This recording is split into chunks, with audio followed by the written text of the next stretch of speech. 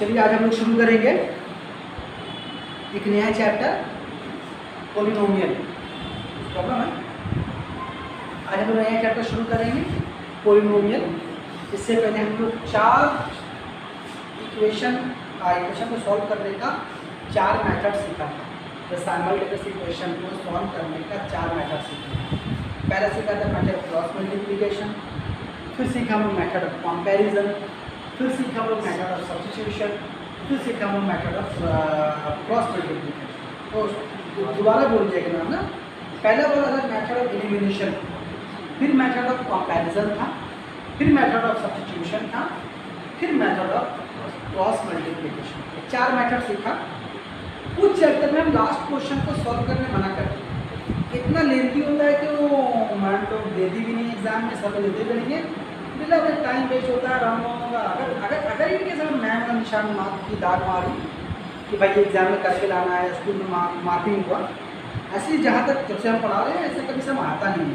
अगर आया तो अगर मैम मार्क की तो बना देंगे, ठीक है, इसलिए आप लोग परेशान नहीं होंगे। तो आज हम लोग नया चैप्टर शुरू करने वाले हैं, क्या, पॉलिनोमियल।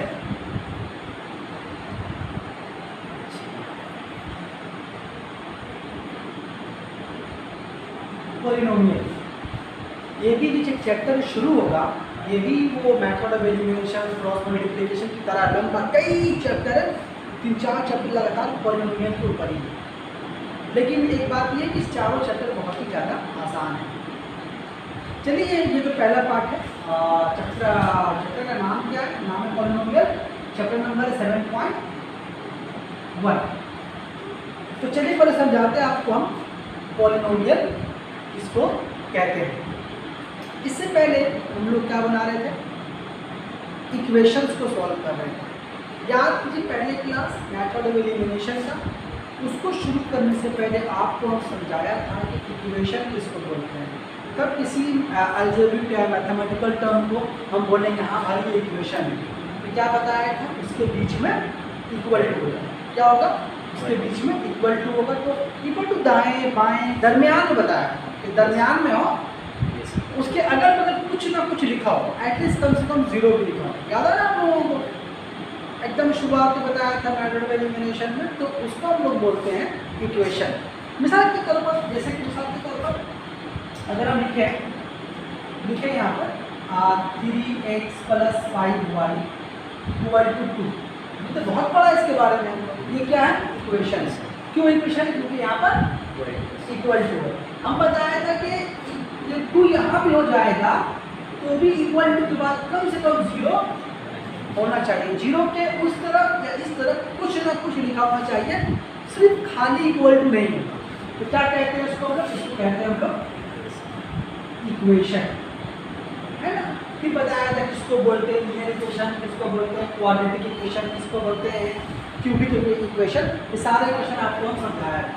हम लोग ये इक्वेशन पढ़ना नहीं है, हमको पढ़ना है पॉलिनोमियल, लेकिन इससे ये वाला जुड़ा हुआ है। अगर आपको इक्वेशन समझ में आ गया तो आपको पॉलिनोमियल समझने में टाइम नहीं लगेगा।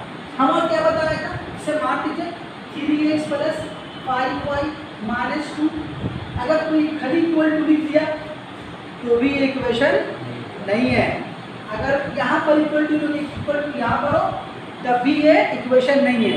एटलीस्ट यहाँ पर कुछ ना कुछ 1 लिखा हो या 0 लिखा हो, कुछ ना कुछ लिखा होना चाहिए। 0 तो इस तरफ है, 0 क्या इस तरफ। ठीक, बात समझ में आ रही है? ठीक है ना। तो इक्वेशन का मतलब क्या होगा? दरमियान में कहीं पर इक्वल टू होगा। सही था ना? तो अब किसको बोलेंगे पॉलिनोमियल? बस ठीक इसी का उल्टा है। कोई भी अलजेब्रिक टर्म रहेगा, कोई भी अलजेब्रिक एक्सप्रेशन रहेगा और वहाँ पर इक्वल टू नहीं होगा। इक्वल टू नहीं होगा तो पॉलिनोमियल हो गया। जैसे मान लीजिए ये इक्वल टू नहीं है, एक अलजेब्रिक टर्म है, एक मैथमेटिकल टर्म है 3x + 5y - 2, कहीं पर इक्वल टू नहीं है, तो क्या है ये? पॉलिनोमियल। अब इसके यहाँ से अगर भी मिटा देंगे तो ये भी क्या हो जाएगा? पॉलिनोमियल हो जाएगा। तो पॉलिनोमियल का मतलब क्या होता है कि कोई अलजेब्रिक टर्म रहेगा लेकिन इक्वल टू उसके दरमियान में कहीं नहीं होगा। मिसाल के तौर पर 3x² प्लस 5x प्लस 2, ठीक है। ये क्या चीज है? पॉलिनोमियल है। कहीं पर दरमियान में इक्वल टू नहीं है कहीं दरमियान में इक्वल टू कहीं नहीं। तो ये क्या है? ये पॉलिनोमियल है। मान लीजिए हमने लिखा 6x³ minus 9h² plus 7x minus 3, ये भी क्या है? ये भी एक पॉलिनोमियल है।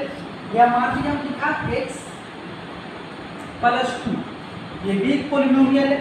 मतलब कि कोई भी अलजेब्रिक मैथमेटिकल टर्म हो वो क्या होगा? एक पॉलिनोमियल होगा। हाँ, शुरू में जब सम बनाते हैं तो शुरू में इक्वल टू लाइन से, ये उसूल है हर सम की शुरू, हर सम हर लाइन में बाएं तरफ इक्वल टू लिखा जाए। लेकिन एक इस इक्वल टू का मतलब नहीं कि ये इक्वेशन है। अगर ये इक्वेशन होता तो इक्वल टू के इस तरफ भी कुछ ना कुछ एटलीस्ट कम से कम 0 तो लिखा ही होता। मेरी बात समझ में आ गई? ठीक है। तो पॉलिनोमियल का मतलब होता है कि कोई भी अलजेब्रिक एक्सप्रेशन, कोई भी अलजेब्रिक टर्म है उसको हम लोग बोलेंगे पॉलिनोमियल। पहले पॉलिनोमियल पहचानना सीख लीजिए, फिर पॉलिनोमियल बहुत वैरायटी का होता है, बताइए किसको किसको कैसा कैसा क्या क्या नाम है सबका। सिर्फ ये समझिए कि पॉलिनोमियल पहले बोल दो जिसको, ठीक है। आप कहीं पर भी कोई भी अलजेब्रिक एक्सप्रेशन देखिए, कहीं पर भी देखिए, वो क्या कहलाएगा? पॉलिनोमियल। इसको आप लोग कॉपी कर लीजिए, वीडियो को पॉज करके हम उसको आगे बताते हैं।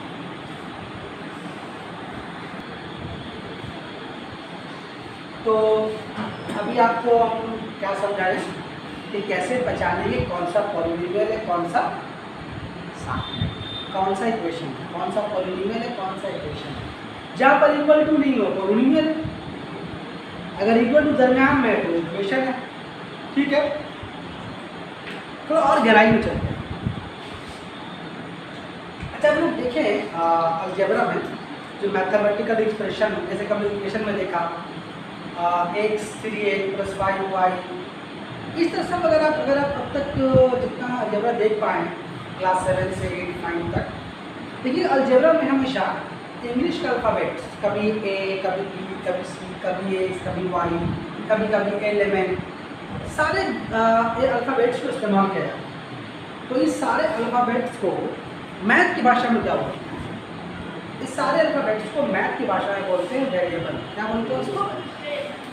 जो लोग ABCD मैथ में इस्तेमाल करते हैं वो मैथ में अगर कराया जाता है वेरिएबल, और उसको जैसे बोलते हैं अल्फ़ाबेट्स इंग्लिश में 26 से, पता होगा आपको, ठीक ना।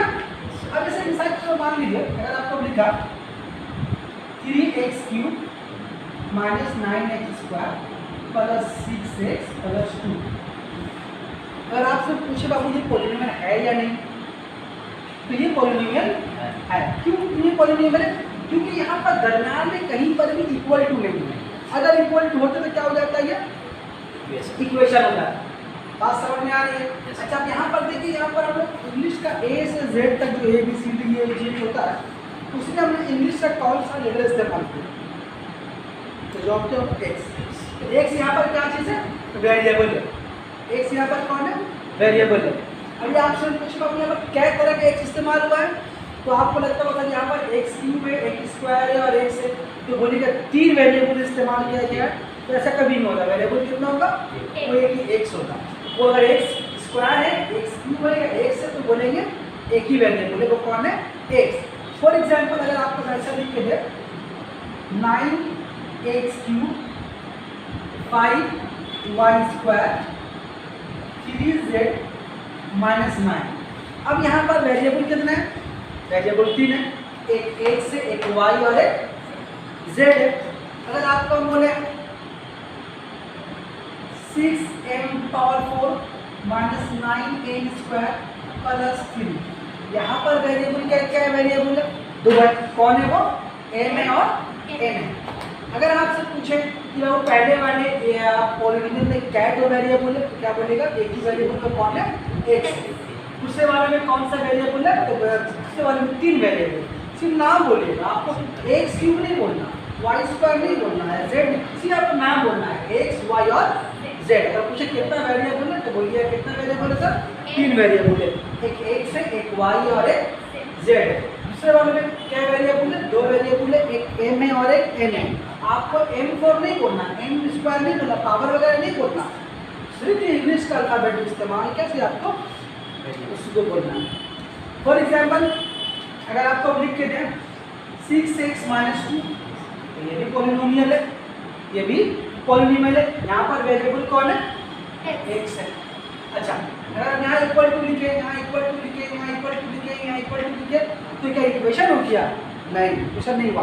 इक्वेशन होने के लिए क्या होना पड़ेगा? इक्वल टू के इस तरफ भी कुछ होना चाहिए। ये क्या बताया आपको कि मैं जब बनाते हैं तो बाएं तरफ इक्वल टू डिग्री क्या बनाते हैं। इसका मतलब ये नहीं कि हम उसको इक्वेशन बोल रहे हैं, ये इक्वेशन लिख रहे हैं, ठीक है। अगर ये इक्वेशन होता तो इक्वल टू के इस तरफ भी कुछ नंबर होता, ठीक है। मैं आपको समझा दूं कुछ और बात। अब आप देखिए यहाँ पर ये समझ गया किसको बोलते हैं पॉलिनोमियल। मैंने समझा ये चारों क्या, ये भी पॉलिनोमियल है, ये भी पॉलिनोमियल है, ये भी पॉलिनोमियल है, ये भी पॉलिनोमियल है। ठीक है, समझाया आपको कि वेरिएबल किसको बोलते हैं। तो बताया कि A B C D F G H में जो हम लोग अल्फाबेट इस्तेमाल करते हैं अलजेब्रा में उसको बोलते हैं वेरिएबल। तो पहले वाले में क्या वेरिएबल है? 1, एक ही वेरिएबल है, कौन है? x। दूसरे वाले में कितना वेरिएबल है? 3 वेरिएबल, x से y और z है। तीसरे वाले में कौन क्या वेरिएबल है? 2 वेरिएबल है, m और n। लास्ट वाले में कौन सा वेरिएबल है? एक ही वेरिएबल है, कौन है? x। तो वेरिएबल पहचानना आप सीख गए, पहले पॉलिनोमियल समझना सीख गए, फिर वेरिएबल को पहचानना सीख गए, ठीक। अच्छा, इसको आप समझिए डिग्री। डिग्री किसको बोलते हैं? डिग्री मतलब क्या? किसी भी पॉलिनोमियल में आप देखिएगा कि वेरिएबल के ऊपर मैक्सिमम पावर कितना है। जो मैक्सिमम पावर होगा वही क्या होगा? उसका डिग्री होगा। जैसे कि पहले वाले इक्वेशन में सबसे वेरिएबल के ऊपर मैक्सिमम पावर कितना है, तो वेरिएबल के ऊपर मैक्सिमम पावर लेवल कितना है? 3 है। तो इसका डिग्री कितना हुआ? तो इस इक्वेशन का डिग्री हुआ 3, इसका डिग्री हुआ 3, इसका डिग्री हुआ 3। ऐसे इसका डिग्री कितना होगा? तो आपको देखना है कि इस वेरिएबल के ऊपर पावर मैक्सिमम है, या मैक्सिमम पावर कौन सा है? ये 3 है। तो डिग्री यहाँ पर कितना होगा? यहाँ पर भी 3 होगा। यहाँ पर देखिए डिग्री कितना होगा? यहाँ पर वेरिएबल मैक्सिमम पावर कितना है? m के ऊपर है, कितना है वो? 4। यहाँ पर डिग्री कितना होगा? इसका डिग्री 4, इसका डिग्री 3, इसका डिग्री कितना होगा? तब इसका डिग्री कितना है? अब x यहाँ पर वेरिएबल कौन है? x है, तो x के ऊपर पावर कितना है? कुछ नहीं लिखा हुआ, मतलब 1 है, उसका डिग्री कितना है? 1। तो डिग्री को समझ में आई बात। डिग्री किसको बोलेंगे? किसी भी वेरिएबल के ऊपर मैक्सिमम पावर कितना है। एक मिसाल वाला आपको लिख के दिखा देते हैं। मान लीजिए यहाँ लिखा हुआ आपका 6a लिखा हुआ -9a² प्लस 3a पे पावर 4 -9 प्लस 2a³। देखिए ये वाला भी एक पॉलिनोमियल है। आप बताइए यहाँ पर वेरिएबल कौन है? वेरिएबल कौन है? a है, a वेरिएबल है। अब बताइए हमको इस पॉलिनोमियल का डिग्री कितना है? तो आपको देखना होगा वेरिएबल की मैक्सिमम पावर कितना है। तो देखिए आपको इस बार बीच में लिख के दिखाया, यहाँ पर वेरिएबल सब में तो a है, तो उस a के ऊपर सबसे ज़्यादा पावर किस तरफ? a के पास और कितना है वो? 4 है। तो इसका डिग्री कितना होगा? इसका डिग्री होगा 4। इसका डिग्री कितना होगा? 4 होगा। तो बोलने का मतलब वो पीछे भी हो सकता है, शुरू में भी हो सकता है, लास्ट में भी हो सकता है। आपको देखना है कि सबसे मैक्सिमम पावर वेरिएबल में कितना है, ठीक है। इसी कितने टाइम भाग रहा है, ठीक है। अच्छा, तो आपको हम अभी समझाया डिग्री किसको बोलते हैं, पहले समझाया आपको किसको बोलते हैं पॉलिनोमियल, फिर समझाया आपको हम कि वेरिएबल किसको बोलते हैं, फिर बताया आपको डिग्री क्या होता है। अब एक इम्पोर्टेंट बात, इसको हम बोलते हैं मैथ की भाषा में कोफिशिएंट। कोफिशिएंट किसको बोलते हैं? इस पॉलिनोमियल में कोएफिशिएंट किसको बोला जाएगा? मिसाल के तौर पर अगर आपको हम बोले पहले वाले में अगर आपको हम बोले कि बाबू बताओ इस पहले वाले पॉलिनोमियल में एक्स स्क्वायर का कोएफिशिएंट कितना है, तो आपको देखना पड़ेगा कि एक्स स्क्वायर के बगल में साइड में कौन सा नंबर लिखा हुआ है, जो नंबर लिखा हुआ है उसके साइन के साथ। तो क्या उस हिसाब से होगा? अगर हम पहले वाले में कोएफिशिएंट को तलाश कर रहे हैं तो पहला वाला में एक्स स्क्वायर का कोएफिशिएंट क्या होगा? -9 होगा।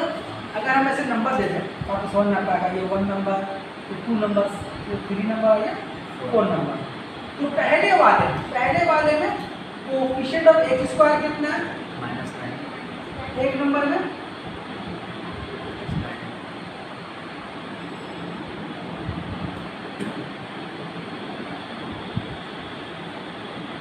कोएफिशिएंट ऑफ एक्स स्क्वायर, तो जवाब क्या होगा? -9। अगर आपसे पूछ लें बाबू पहले वाले में कोएफिशिएंट ऑफ एक्स कितना है? 6 प्लस एक जगह एक्स यहाँ पर है, बगल में कौन इसका? +6। ठीक। वैसे अगर आपसे पूछे तीसरे वाले में कि बताओ बाबू तीसरे वाले में बताओ कि एन स्क्वायर का कोएफिशिएंट कितना है?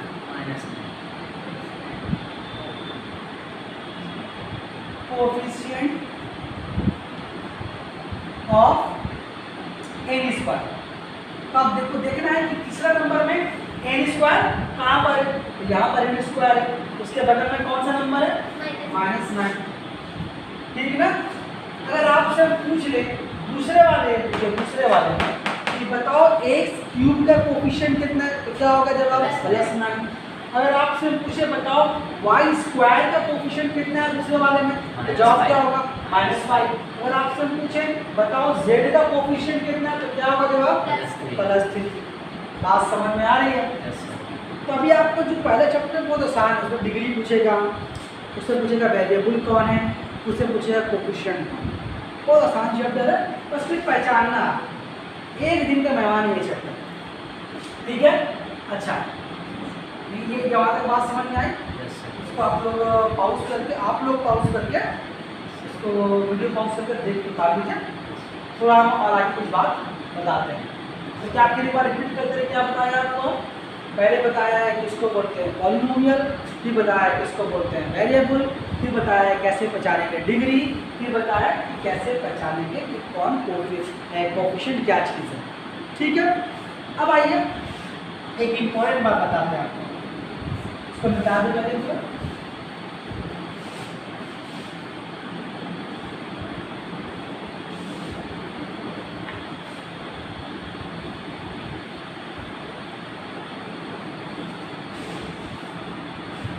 अब ये इम्पॉर्टेंट बात इससे मान लिया गया लिखा हम 6 के पावर 3 -9 के power 4 plus 3x square -9x plus 6। ये एक पॉलिनोमियल है। वेरिएबल कौन यहाँ पर है? x। ये पॉलिनोमियल है, ऐसे वेरिएबल कौन है? x। कितना वेरिएबल है? एक ही वेरिएबल। अगर आपसे मुझे बताइए इस पॉलिनोमियल का डिग्री कितना है, तो आप क्या बोलेगा सर? 4 है। अगर आपसे पूछे बताओ बाबू यहाँ पर x का कोएफिशिएंट कितना है, तो आप बोलेगा -9। अगर हम पूछे बताओ बाबू एक्स स्क्वायर का कोएफिशिएंट कितना है, तो क्या बोलेंगे? 3। अगर हम पूछे एक्स क्यूब का कोएफिशिएंट कितना है, तो क्या बोलेगा? 6। वैसे ही एक सवाल यहाँ से और भी हो सकता है, coefficient of x0, coefficient of x की पावर 0। अगर कोएफिशिएंट ऑफ x की पावर 0 पूछा है तो फिर क्या लिखिएगा? तो आपको यहाँ पर देखना है, ये इस 1 का मतलब होता है जहाँ पर x नहीं, यहाँ पर x नहीं, तो कहाँ पर x नहीं है? जवाब क्या होगा? +6। बात समझ में आ रही है? अगर आपको बोलते हैं x का कोएफिशिएंट तो आराम से -9 बोल देते। अगर आपको बोलते हैं बाबू x4 का कोएफिशिएंट बोलो तो आप -9 बोल देते। लेकिन अगर पूछ लिया जाए कि बताओ x के पावर 0 का कोएफिशिएंट कितना है, तो मतलब क्या? यहाँ पर x नहीं। बात समझे? एक आपको छोटा सा और देना है। ठीक है, ये केस हो गया। फिर आपको एग्जाम्पल और देते हैं, फिर आगे भी चलेंगे। मान लीजिए लिखा 9 y power 5 minus 8 y power 3 plus 7 y minus 8। अगर आपसे हम पूछे यहाँ पर लाइन से देखिए, हम लिख के समझा रहे हैं,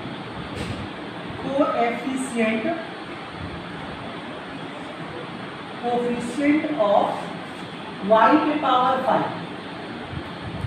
कितना होगा? 9 होगा, है ना। अगर आपसे हम पूछे तो आपको कोएफिशिएंट ऑफ y क्यूब तो कितना होगा? अगर आपसे हम पूछ ले तो आपको कोएफिशिएंट ऑफ y पावर 0 तो क्या बनेगा? क्या होगा? y का पावर 0 मतलब कि जहाँ पर y नहीं है तो कितना है वो? -1। और एक कहानी में ट्विस्ट पैदा करते हैं हम। मान लीजिए यहाँ पर आ गया कि कोएफिशिएंट ऑफ y², तब क्या होगा? y² का कोएफिशिएंट क्या होगा? आप देखिए यहाँ तो y² है ही नहीं, तो फिर इसका कोएफिशिएंट क्या होगा? उसका कोएफिशिएंट होगा जब जो जिसका कोएफिशिएंट पूछा जा रहा है, यहाँ पर क्या पूछ रहे हैं हम कि y² का कोएफिशिएंट कितना है, तो y² तो है ही नहीं इधर, तो y² अगर है ही नहीं तो जवाब क्या होगा? 0। ठीक, बात समझ में आ रही है? वीडियो पॉज करके इसको कॉपी कर लीजिएगा। समझ आ रहे हैं हम? और एक आखिरी बात, फिर हम सॉल्व की तरफ ले चलेंगे। अच्छा, इसी में साइड में बना देते हैं, साइड में बॉक्स में एक बार आ रहा है। ठीक, अच्छा अगर आपने लिख के दिखाया, अगर आपको बोला हम 6x, ये पॉलिनोमियल है या नहीं? है, नंबर भी है, वेरिएबल भी है। डिग्री कितना है? डिग्री 1, वेरिएबल कितना है? 6। मतलब ये वेरिएबल है 6, कोएफिशिएंट है 6, डिग्री कितना है? 1। ठीक ना। अगर हम ये तो एक बात हो गया, सर पॉलिनोमियल है ये, ठीक है, इसका डिग्री पूछेंगे, कोएफिशिएंट पूछेंगे, आप बोल दीजिए। लेकिन अगर आपको हम बोले अभी ये स्विच वैल्यू का, तो ये पॉलिनोमियल है नहीं,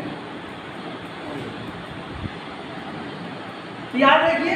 खाली नंबर भी एक पॉलिनोमियल, खाली नंबर भी वेरिएबल नहीं है उसमें, खाली नंबर भी एक पॉलिनोमियल है। डिग्री कितना है इसका? 0। डिग्री इसका, तो हर खाली नंबर यहाँ तक के 0 भी एक पॉलिनोमियल है। डिग्री क्या है? वेरिएबल कुछ भी नहीं, लेकिन यही पॉलिनोमियल। तो खाली नंबर मतलब हम 6 मिसाल दिया तो 600 भी लिख सकते हैं हम लोग। हर नंबर खाली नंबर जो भी एक तरह का पॉलिनोमियल है, ठीक है। हाँ, वेरिएबल क्या है? वेरिएबल नहीं है और डिग्री 0 है। तो आपसे क्वेश्चन कुछ आएगा बुक में कि पूछा जाएगा, बताओ 3 लिखा जाएगा, 3 पॉलिनोमियल है या नहीं? तो बोलेगा है। तो बोलेगा डिग्री, तो बोलेगा डिग्री 0। बात समझ में आ रही है? अब ये इतना आपको बात समझ में आया। सेकेंड वीडियो में आपको इसके बाद वाला वीडियो में आपको बुक का सम बना कर आपको समझा कर दिखाऊंगा।